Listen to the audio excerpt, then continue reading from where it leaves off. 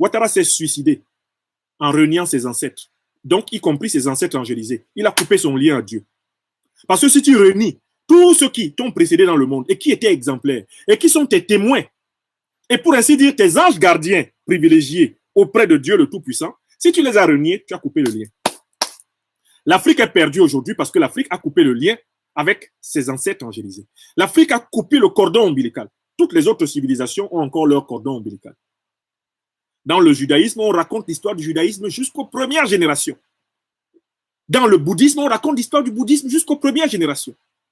Dans le christianisme, on remonte au christianisme jusqu'à Jésus-Christ. Avec tous ses héritiers supposés.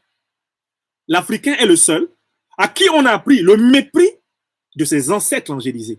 C'est-à-dire le mépris de sa médiation vers le monde spirituel. On lui a dit que c'était de l'idolâtrie. Alors que ce n'est pas de l'idolâtrie, il s'agit de la médiation. Il n'y a pas de religion sans médiateur. C'est faux. Toutes les religions rapprochent progressivement l'âme du divin en faisant passer l'âme par des médiateurs. Plus l'âme est agréée par les médiateurs, plus elle se rapproche du principe et plus elle entre dans un contact personnel au principe. Le contact direct personnel au principe n'est pas facile. C'est un contact difficile. Il faut passer par des médiations. Voilà pourquoi les religions ont des prophètes. Et voilà pourquoi Dieu le Tout-Puissant lui-même a créé des générations et des générations de sociétés spirituelles.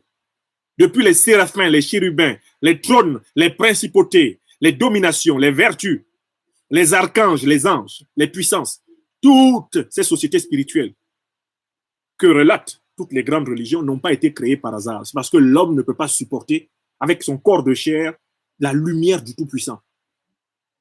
On dit celui qui voit Dieu meurt. Donc, pour te rapprocher de lui, il faut t'habituer à lui. Et donc, écouter les conseils que te donnent ceux qui t'ont précédé dans le rapprochement avec lui. On les appelle les prophètes. N'est-ce pas? Voilà la profondeur métaphysique de la religion africaine que l'Occident a voulu banaliser. Pour écraser le nègre, il a fallu le couper de la structure cosmologique, cosmique, théologique et spirituelle de son humanité. On lui a appris à mépriser les enseignements des sages qui l'ont précédé et à priser les enseignements des sages qui ont précédé les autres. Voilà ce qui a produit la négraille.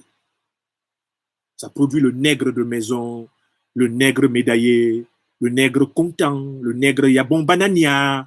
Ça produit le satrape reptilien, le zombie, le nègre marchandise. Ça produit les maillots de Capétia, le nègre qui a honte d'être nègre. Ça produit toutes les maladies nègres, toute la négropathie. Oui, la négropathie.